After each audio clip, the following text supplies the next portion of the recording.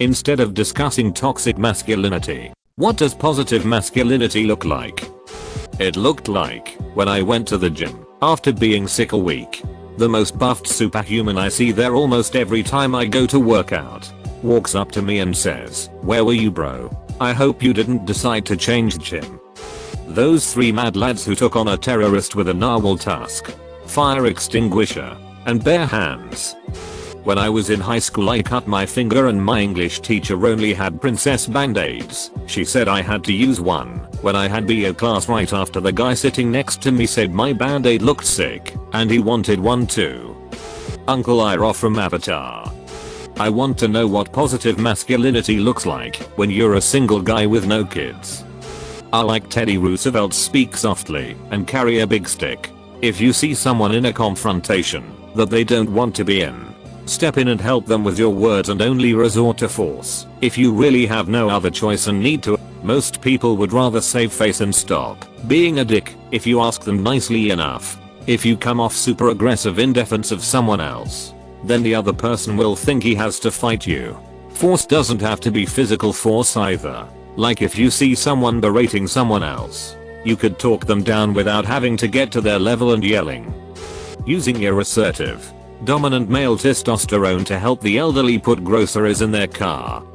Tucking in your homies and giving them a soft kiss goodnight. Seriously, please like and subscribe and comment something nice for your favorite Reddit slave.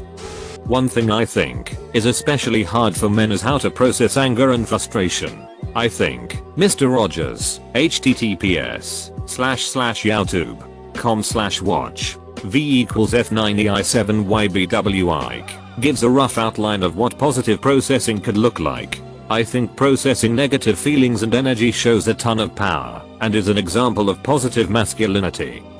Mr.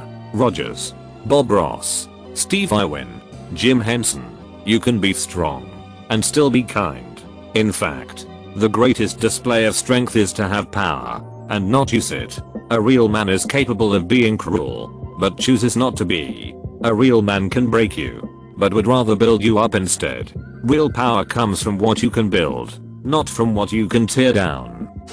Being a great and present dad. Edit. Wow. Thank you so much for the gold, silver awards and all the upvotes.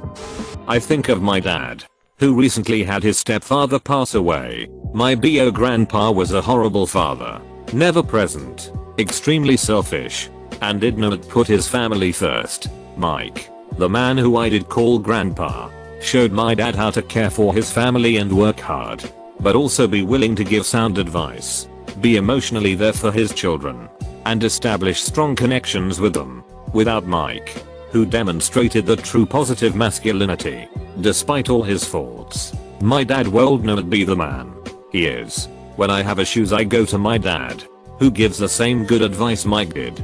I trust my father, and so do my brothers. Without him, I'd be lost. Being confident and resting in yourself so much that you feel safe doing things which are considered non-masculine.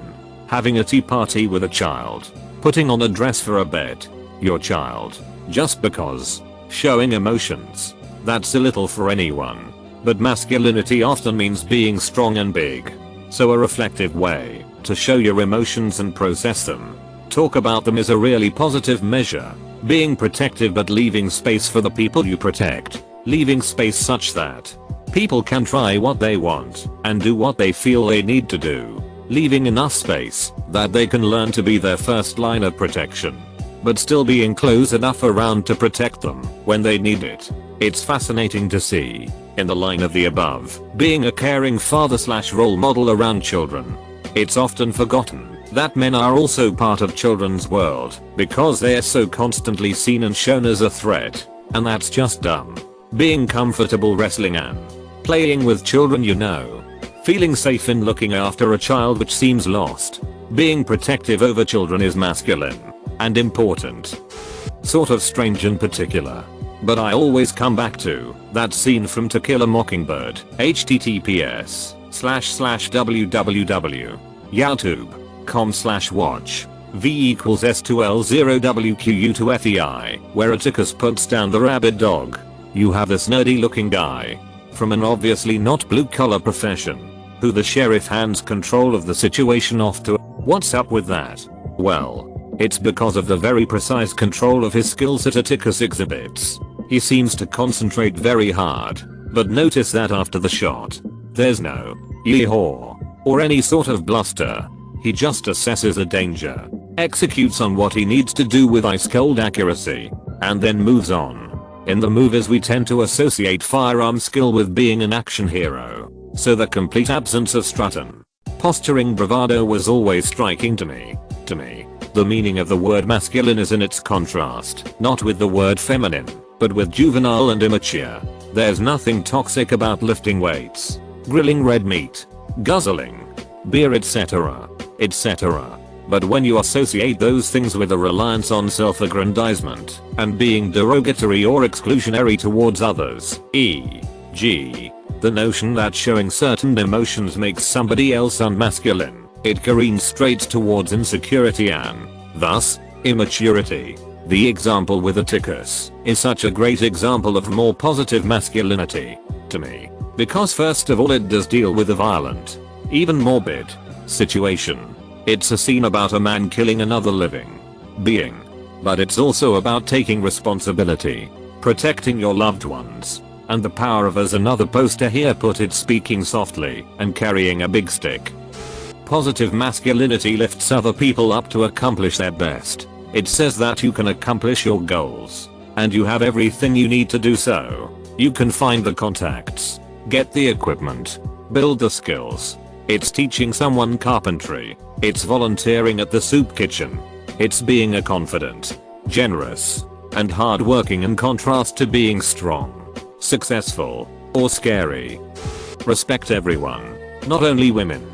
Realizing that suicidal thoughts don't make you less of a no. Neither does voicing your anxiety or depression, or even feelings, and getting help for them not any less manly either. Showing others that voicing their emotions is not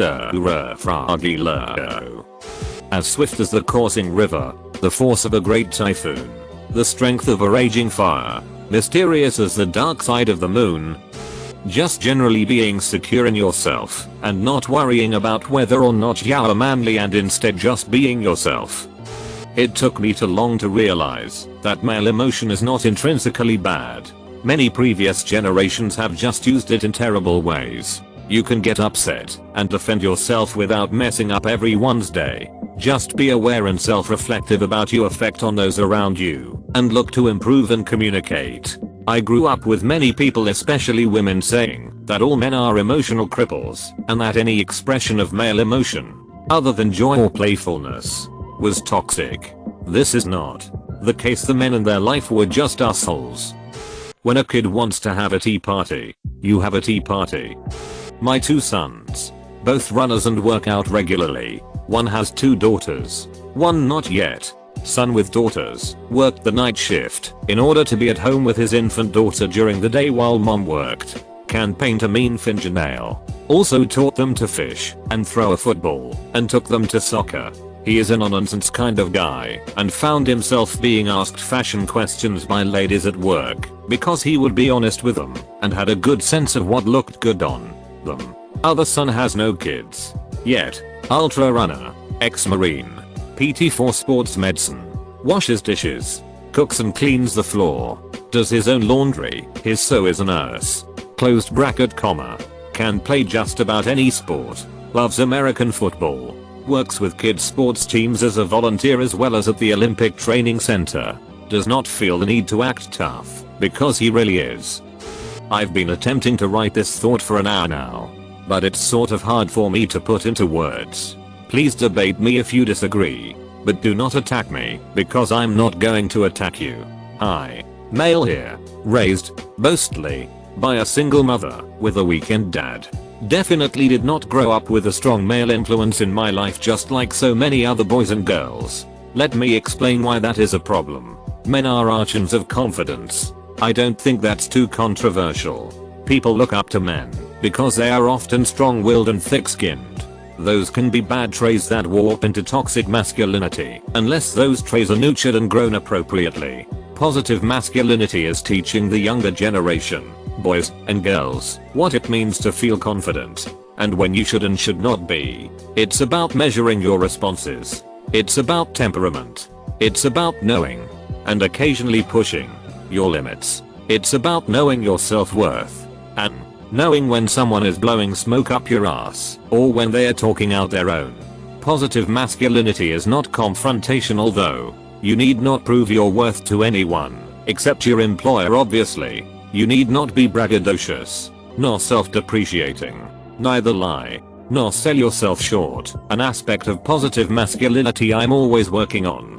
Positive masculinity is about knowing thyself, so that you can help others to learn about themselves. Positive masculinity is about honesty, ambition, and leadership all wrapped up in a box labeled humility. As an aside, I see a lot of people talking about not abandoning your kid.